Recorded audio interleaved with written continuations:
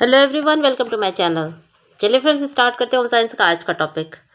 Digestive system के आज second part में हम लोग पढ़ेंगे आंत के बारे में, यानी इंटेस्टाइन। ठीक है, चलिए स्टार्ट करते हैं। तो सबसे पहले यहाँ पर पॉइंट देखिए, ये पोषण नली अथवा भोजन नली का वह भाग होता है जो आमाशय के जठर निर्गम द्वार से गूदा तक फैला होता है। ठीक है, कौन सा आंत? आंत कहाँ से कहाँ तक फैला होता है? तो अमाशय के अंतिम भाग से लेकर जो है वह गूदे द्वार तक फैला होता है, इसे आंत कहा जाता है। तो आंत को देखिए दो भागों में विभाजित किया गया है। कौन कौन सा? छोटी आंत और बड़ी आंत में। देखिए यहाँ पर देखिए, इस तरीके से आप देखेंगे, यह अमाशय है।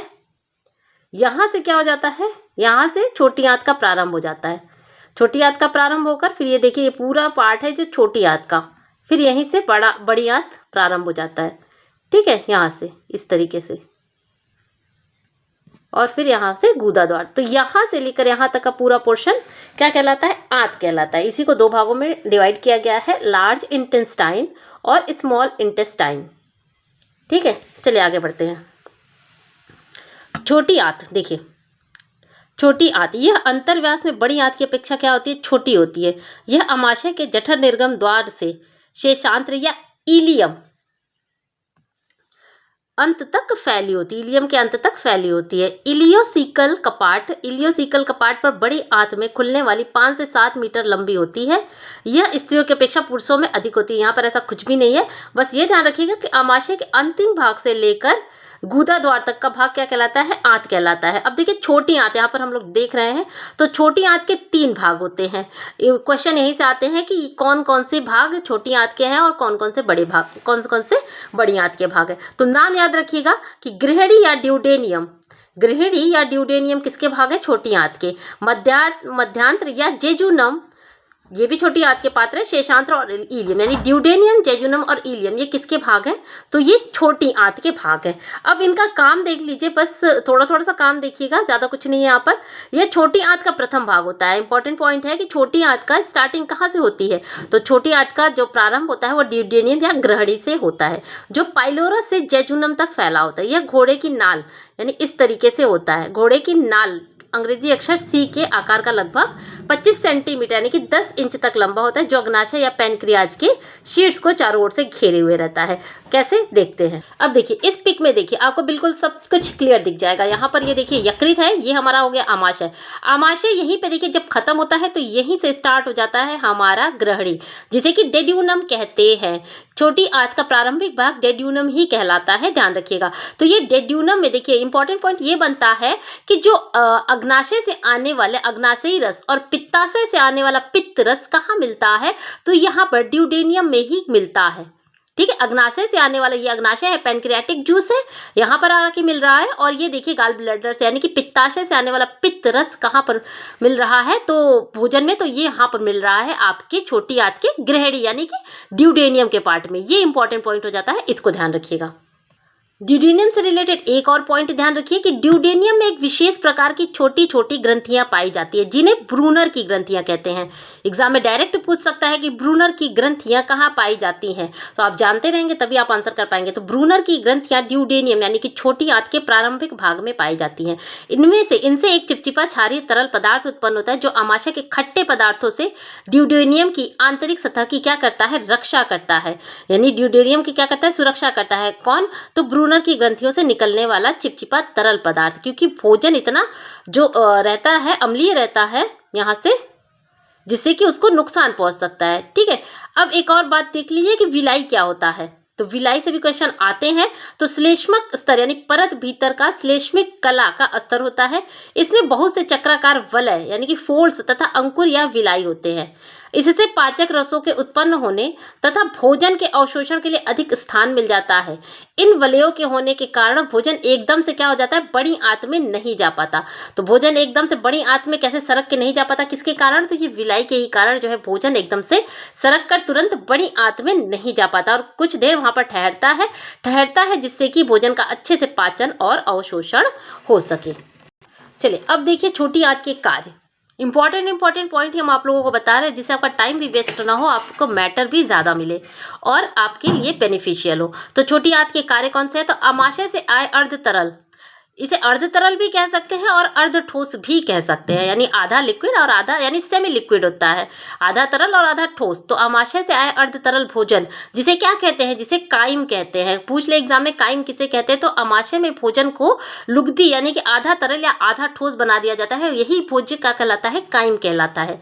तो काइम का छोटी आंत में पाचन होता है और उसका अवशोषण हो जाता है। छोटी आंत में भोजन का पाचन और अवशोषण कैसे होता है देखते हैं। तो उदर में संसाधित किए जाने के बाद उदर में यानी कि जो हमारे स्टमक होता है उसमें कौन सा, जठर रस से सारे भोजन क्या हो जाते हैं, तो बैक्टीरिया रहित हो जाते हैं, सबसे पहले तो ये जानिए। और उसके बाद प्रोटीन का पाचन हो जाता है, कुछ हद तक वसा का भी पाचन हो जाता है। तो संकोची पेशी से होकर छोटी आंत में भेज दिया जाता है, यानी जठर निर्गम द्वार से, यानी कि जठर रस। अमाशय के अंतिम भाग को क्या कहते हैं, जठर निर्गम द्वार, जहां से भोजन कहाँ प्रवेश करता है, आपके ड्यूडेनियम में प्रवेश करता है, तो भेज दिया जाता है। तो दुधिया काइम के पाचन तंत्र में प्रवेश करने के बाद पाचन और अवशोषण प्रक्रियाओं का बड़ा भाग यहीं संपन्न होता है, यानी कि पाचन क्रिया का सबसे ज्यादा भाग कहाँ संपन्न होता है, पाचन और अवशोषण सबसे ज्यादा कहाँ होता है, तो आपका होता है छोटी आंत में। पाचन और अवशोषण सबसे ज्यादा छोटी आंत में होता है। यहाँ उसे 3 अलग अलग द्रवों में मिलाया जाता है। कौन से देखते हैं। पहला पॉइंट है तो पित्त यानी कि बाइल जूस आता है। पित्तरस कहाँ बनता है, यकृत में बनता है। आता कहाँ से है, तो पित्तरस यकृत में बनकर पित्ताशय में एकत्रित हो जाता है और वहीं से फिर छोटी आंत में आता है, ठीक है, ड्यूडेनियम में आता है। तो बाइल जो है अवशोषण करने के लिए वसा का इमल्सीकरण करता है। सीधा सीधा क्वेश्चन पूछ सकता है कि वसा का इमल्सीकरण कौन करता है, तो वसा का इमल्सीकरण करता है पित्तरस, ठीक है। अवशोषण करने के लिए वसा का इमल्सीकरण करता है, काइम को निष्प्रभावी करता है और इसका उपयोग बिलिन के पित्ता अम्ल जैसे अपशिष्ट उत्पादों को बाहर निकालने के लिए किया जाता है। पित्त का उत्पादन देखिए यकृत द्वारा किया जाता है। मोस्ट इंपॉर्टेंट क्वेश्चन है, यहाँ से इस तरीके के क्वेश्चन डायरेक्ट एग्जाम में पूछे जाते हैं कि पित्त का उत्पादन कहाँ होता है, तो यकृत में होता है और फिर उसे पित्ताशय में भंडारित, स्टोरेज कहाँ होता है, तो पित्ताशय में होता है और निकलता कहाँ से, तो पित्ताशय से ही निकलता है। पित्ताशय में मौजूद पित्त बहुत ही अधिक क्या होता है, सांद्र होता है। दूसरा आ जाता है हमारा अग्नाशय द्वारा बनाया गया पाचक रस, यानी कि अग्नाशयी रस जो है वह पैनक्रियाटिक जूस भी यहीं मिलता है। एक तो पित्त रस मिला, एक अग्नाशयी रस मिला। तीसरा हो जाता है हमारा क्षारीय श्लेष्मक झिल्लियों के आंत्र एंजाइम। तो एंजाइम भी यहाँ पर आके मिलते हैं। इन एंजाइमों में देखिए कौन कौन से एंजाइम छोटी आंत में पाए जाते हैं, तो माल्टेज जो कि किस पर क्रिया करते हैं, माल्टोज पर, लैक्टेज जो कि लैक्टोज पर क्रिया करते हैं और सुक्रेज जो कि सुक्रोज पर क्रिया करते हैं। ये तीनों केवल शर्करा को संसाधित करते हैं। ध्यान रखिएगा, ये तीनों केवल जो है वह कार्बोहाइड्रेट पर यानी शर्करा पर जो है वह काम करते हैं। ट्रिप्सिन और काइमोट्रिप्सिन भी शामिल होते हैं।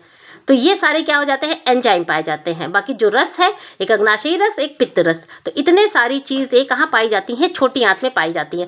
तो जब छोटी आंत में पीएच स्तर बदलता है, यानी कि अम्ल के बाद जब वो क्षारीय होता है और धीरे धीरे क्षम क्षारीय हो जाता है, तो अधिक एंजाइम सक्रिय हो जाते हैं जो रासायनिक रूप से विभिन्न पोषक तत्वों को छोटे छोटे अणुओं में विभाजित कर देते हैं ताकि रक्तवाहिनियाँ या लसिकाएँ जो होती हैं तंत्रों में अवशोषित किए जा सकें, ठीक है। विलाई, स्टार्टिंग में मैंने बताया कि विलाई क्या होता है, तो विलाई नामक छोटी अंगुली जैसी संरचना है जिनमें से प्रत्येक माइक्रोविली नामक और भी छोटी छोटी बालों जैसी संरचनाएं घिरी होती है। आंत का सतही क्षेत्रफल बढ़ाती है और पोषक तत्वों को अधिक अवशोषित करने में मदद करती है। कौन, विलाई करती है, ठीक है। अवशोषित पोषक तत्वों से भरा रक्त, अवशोषित पोषक तत्वों से भरा रक्त, ध्यान रखिए, भरा रक्त हेपेटिक पोर्टर शिला से होकर छोटी आंत से बाहर ले जाया जाता है, ठीक है। छोटी आंत से कहाँ ले जाया जाता है, बाहर ले जाया जाता है, ठीक है। तो पोषक तत्वों से भरा जो रक्त होता है हिपैटिक पोर्टर शिला से क्या होता है, छोटी आंत से बाहर ले जाया जाता है और कहाँ पहुँचाया जाता है, यकृत में पहुँचाया जाता है, जहाँ पर उसका फिल्टर हो सके,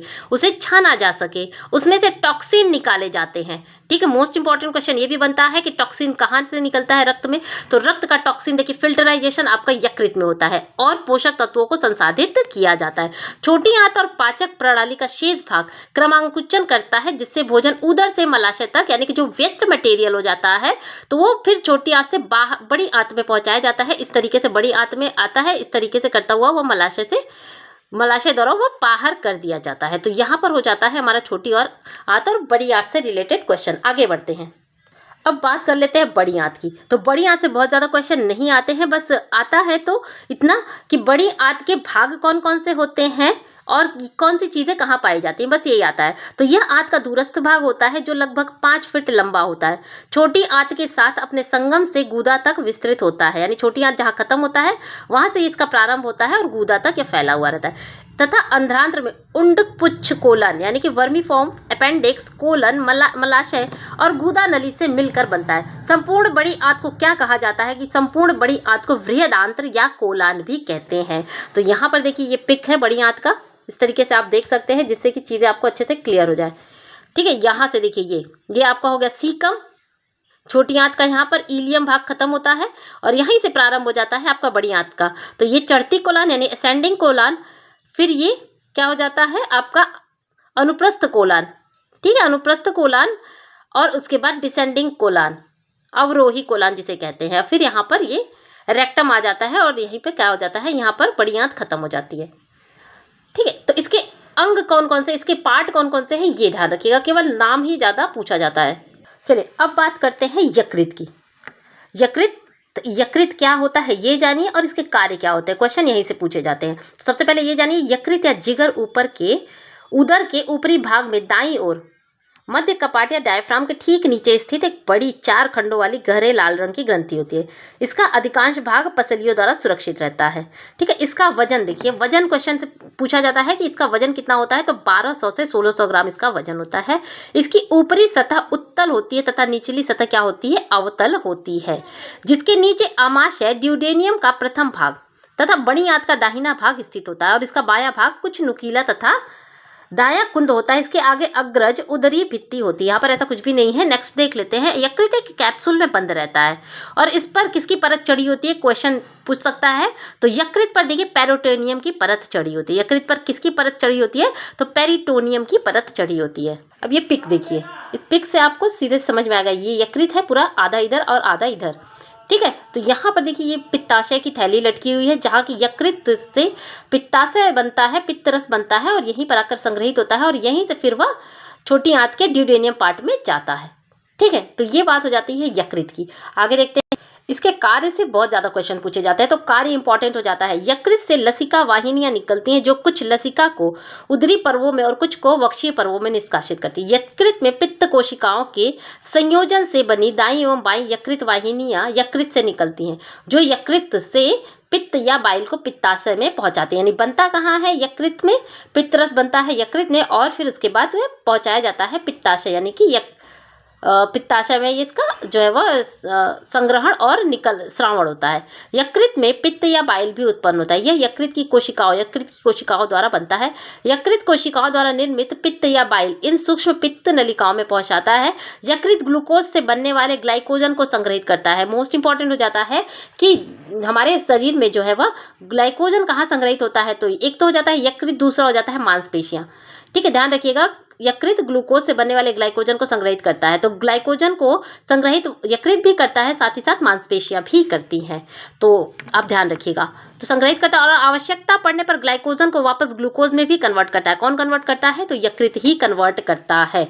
अब आप ये बताइएगा कि कौन सा हार्मोन ग्लाइकोजन को ग्लूकोज में कन्वर्ट करता है, मैंने बताया था। आप कमेंट बॉक्स में जरूर बताइएगा कि कौन सा जो है वह हार्मोन वापस से ग्लाइकोजन को ग्लूकोज में कन्वर्ट करता है। ग्लूकोज से ग्लाइकोजन तो हम सब जानते हैं कि इंसुलिन बनाता है, उसके बाद वो संग्रहित कर देता है। लेकिन जब हमारे शरीर को ज़रूरत पड़ती है एनर्जी की, तो ग्लाइकोजन से ग्लूकोज में कौन सा हार्मोन का नाम आप लोग ज़रूर आप कमेंट बॉक्स में ज़रूर बताइएगा कि कौन सा हार्मोन वापस से ग्लाइकोजन को ग्लूकोज में परिवर्तित करता है। ये मैंने आप लोगों को बताया। दोनों ही कार्य यकृत में ही होते हैं, ध्यान रखिएगा। यकृत में पचे हुए वसाओं और प्रोटीनों का संसाधित करने में मदद करता है। यकृत रक्त का थक्का बनाने के लिए प्रोटीन का भी बनाता है। कौन सा प्रोटीन बनाता है, प्रोथ्रोम्बिन प्रोटीन। प्रोथ्रोम्बिन का प्रोटीन का निर्माण कहाँ होता है, हमारे शरीर में यकृत में होता है। तो मोस्ट इंपॉर्टेंट क्वेश्चन हो जाता है। ब्रूनी अवस्था यानी कि जब कभी जरूरत पड़ती है तो रक्त बनाने का भी कार्य यकृत कर सकता है। तो फ्रेंड्स यहीं पे ख़त्म होता है आज का हमारा सेशन, नहीं तो वीडियो काफ़ी लंबी हो जाएगी। तो कल के सेशन में हम इससे रिलेटेड पाचन संस्थान से रिलेटेड जितने भी क्वेश्चन बन सकते हैं वो कल हम आपको प्रोवाइड कराएंगे। आपको वीडियो मिल जाएगी। लाइव सेशन अभी कुछ दिन तक नहीं चलेगा, ठीक है, लेकिन आपको वीडियो डेली प्रोवाइड होती रहेगी। तो पाचन संस्थान खत्म हो गया है और इसके बाद हम कल आपको क्वेश्चन कराएंगे। आई होप आज का सेशन आप लोगों को पसंद आएगा। पसंद आए तो प्लीज़ वीडियो को लाइक शेयर और चैनल को सब्सक्राइब करना बिल्कुल ना भूलिएगा। ज़्यादा जानकारी के लिए आप टेलीग्राम चैनल ज्वाइन कर लीजिएगा। सारे नोट्स वहीं पे हम अपना शेयर करते हैं। मिलते हैं अपने नेक्स्ट वीडियो में, तब तक के लिए थैंक यू।